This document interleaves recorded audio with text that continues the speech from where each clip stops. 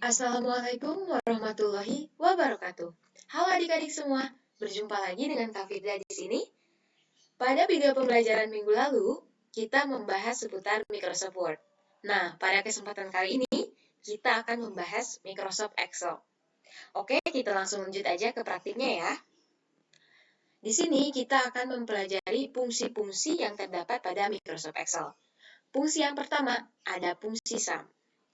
Sum ini adalah rumus yang digunakan untuk menjumlahkan data pada range. Sum merupakan rumus yang sangat familiar karena sering digunakan dibandingkan dengan rumus yang lainnya. Oke, kita langsung aja ya.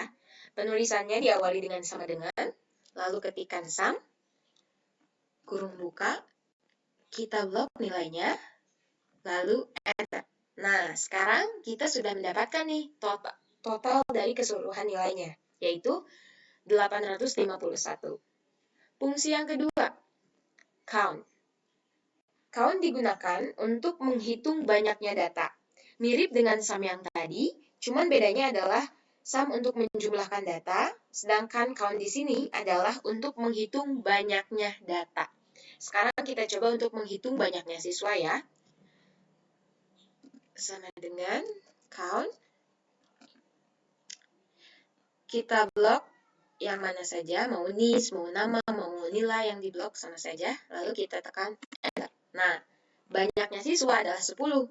Coba kita buktikan. 1, 2, 3, 4, 5, 6, 7, 8, 9, 10. Benar. Total banyaknya siswa adalah 10. Oke, fungsi yang ketiga, average. Average ini digunakan untuk mendapatkan nilai rata-rata dari kumpulan data pada suatu range. Nah, di sini kita sudah mengetahui nilainya berapa. Tetapi kita belum mengetahui nilai rata-ratanya berapa ya. Nah, di sini kita menggunakan fungsi average untuk mengetahui nilai rata-ratanya.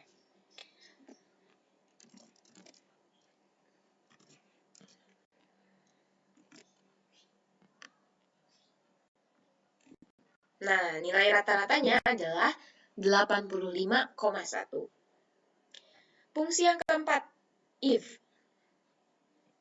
If ini merupakan fungsi logika pada Excel yang memudahkan kita untuk mengambil suatu pernyataan berdasarkan perbandingan kriteria tertentu. Jadi pada if ini, kita ada kriteria tertentu. Kriterianya adalah ini. Untuk nilai 90 sampai 100, predikatnya adalah A. Nilai 61 sampai 89 adalah B. Dan untuk 60 ke bawah, predikatnya adalah C. Oke, di sini kita langsung tuliskan saja sintaknya. If, buka kurung, lalu N, buka kurung lagi, kita klik nilai pertamanya, lebih besar sama dengan 90, tutup kurung, koma, lalu tanda kutip, A, tanda kutip lagi, koma lagi, lalu kita tulis lagi if, kita ulangi penulisan yang awal tadi.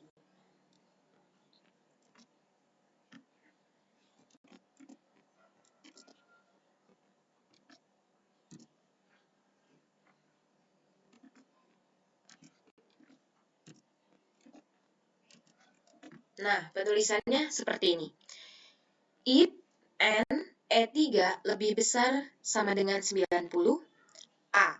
Ini maksudnya adalah nilai pada kolom E3 ini, jika nilainya lebih besar sama dengan 90, maka predikatnya adalah A. Nah, jika nilai E3 ini lebih besar sama dengan 61, maka predikatnya adalah B. Nah, selain dari kriteria lebih besar dari 90 dan lebih besar dari 61 adalah C. Lalu kita enter. Yes. Nah, muncullah predikatnya adalah B untuk nilai 80. Kita bisa lihat di sini, benar ya, untuk range dari 61 sampai 89 itu adalah B. Di sini nilainya 80, jadi benar, predikatnya adalah B. Lalu, coba kita kopikan pada yang lainnya. Nah, sudah muncul. predikatnya sudah muncul, ada yang B, ada yang C, ada yang A. Misalkan kita ubah nih, yang C nilainya menjadi 100. Nah, predikatnya berubah secara otomatis menjadi A. Kita ubah yang ini menjadi 50. Yang awalnya B, kita ubah menjadi 50 nilainya, predikatnya berubah menjadi C. Seperti itu. Lalu fungsi selanjutnya adalah sum if. Sum if ini merupakan turunan dari fungsi sum, di mana sum if digunakan untuk menjumlahkan data berdasarkan kriteria tertentu. Di sini kita coba mencari total nilai laki-laki. Di sini kan jenis kelaminnya ada laki-laki dan ada perempuan. Kita coba nih untuk mencari total nilai dari laki-lakinya saja.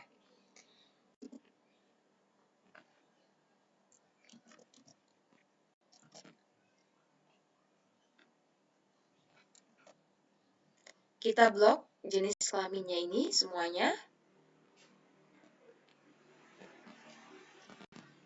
Lalu koma,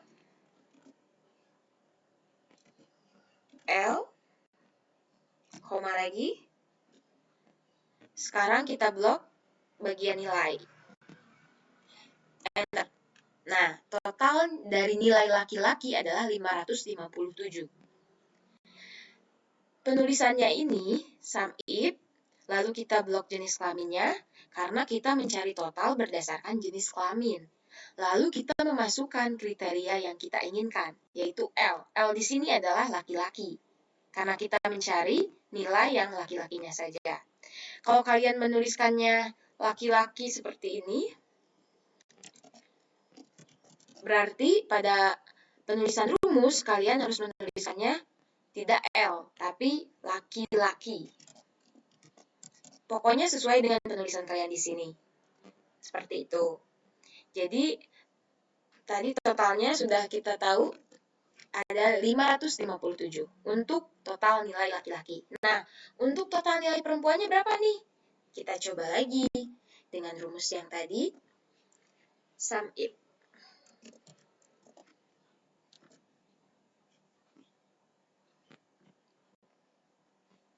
Blok lagi jenis kelaminnya, koma, lalu P, karena kita mencari total nilai yang perempuan. Kita blok nilainya. Lalu enter. Nah, total nilai perempuan adalah 259. Fungsi selanjutnya, count if. Nah, count if ini merupakan turunan dari fungsi count tentunya, di mana count if digunakan untuk menghitung banyaknya data berdasarkan kriteria tertentu. Lagi-lagi kriteria. Di sini ada tabel, contoh tabel, mirip dengan sum if yang tadi, cuman kita ingin mengetahui banyaknya siswa laki-laki pada tabel ini, dan juga banyaknya siswa perempuan. Kita gunakan fungsi count if. Count if. Kita blok jenis kelaminnya. Seperti ini. Koma, kutip, masukkan kriterianya. Kriterianya adalah L, yaitu laki-laki. Lalu enter. Nah, banyaknya laki-laki ini adalah 7. Coba kita hitung. 1, 2, 3, 4, 5, 6, 7. Betul ya? Banyaknya siswa laki-laki di sini adalah 7. Lalu bagaimana nih dengan jumlah siswa perempuan? Kita masukkan lagi rumusnya. Count if, kurung buka, kita blok lagi jenis kelaminnya, koma, kita masukkan kriterianya, perempuan adalah P. Oke, enter. Nah, perempuannya ada 3 nih. 1, 2, 3. Betul ya? Ada 7 siswa laki-laki dan 3 siswa perempuan. Lanjut, fungsi Frover. Nah, Frover ini merupakan fungsi yang digunakan untuk menjadikan huruf besar di huruf pertama pada string teks. Dan huruf-huruf lain setelahnya dijadikan huruf kecil. Jadi awal kalimat ini dijadikan awal kata dijadikan kapital. Oke, langsung aja kita coba. Proper. Lalu kita klik teksnya, lalu enter. Nah, di sini S-nya kecil, setelah di proper S-nya menjadi kapital. J-nya kecil di sini, setelah di proper J-nya menjadi kapital. Nah, itulah fungsi dari proper ya. Lanjut, upper. Upper ini merupakan fungsi yang digunakan untuk mengkonversi semua teks menjadi huruf kapital. Kita coba. Kita klik teksnya, lalu enter. Nah, semua huruf yang tadinya kecil di sini menjadi huruf kapital karena menggunakan fungsi upper. Lanjut ke fungsi lower. Lower kebalikan dari upper ya. Lower di sini fungsi yang digunakan untuk mengkonversi semua teks menjadi huruf kecil. Jadi lower di sini pastinya yang kayak tadi ya, kebalikan dari upper. Langsung kita coba lower. Klik teksnya, lalu enter. Nah, 153 yang tadinya huruf kapital berubah menjadi lower, huruf kecil semua. Lanjut ke fungsi left, mid, dan right. Nah, di sini left, mid, right ini merupakan fungsi teks pada Microsoft Excel, di mana left berfungsi untuk mengambil beberapa karakter dari suatu sel yang dimulai dari kiri, middle dari tengah, dan right dari kanan. Kita langsung coba ya, sama dengan left, kurung buka, klik teksnya, setelah diklik, kasih tanda koma.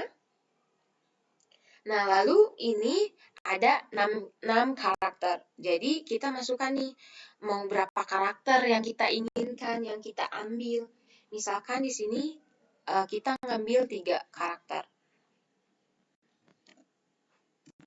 Nah, jadi terambillah 3 karakter ini dari sebelah kiri, yaitu IND ya.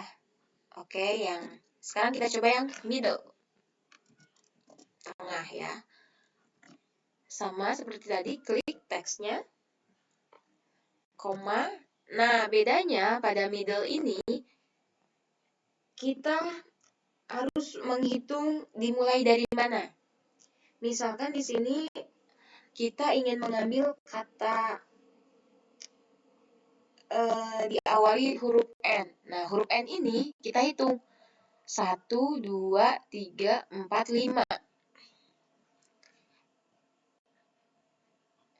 Jadi kita ketikkan di sini 5, koma, lalu berapa seperti tadi ya, berapa karakter yang ingin kita ambil. Misalkan karakter yang ingin kita ambil adalah 2.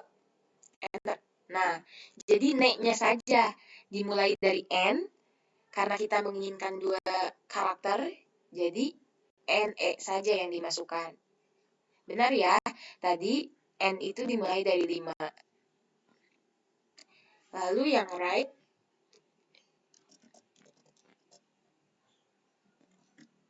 sama klik teksnya, lalu kita ingin mengambil berapa karakter nih dari kata Indonesia itu. Misalkan kita mengambil 2 juga. Nah, jadi yang diambil adalah iya saja. Seperti itu. Lalu kita lanjut, fungsi berikutnya adalah len. Len di sini fungsinya untuk mengetahui jumlah karakter pada suatu sel. Di sini sudah ada Indonesia tanah air beta.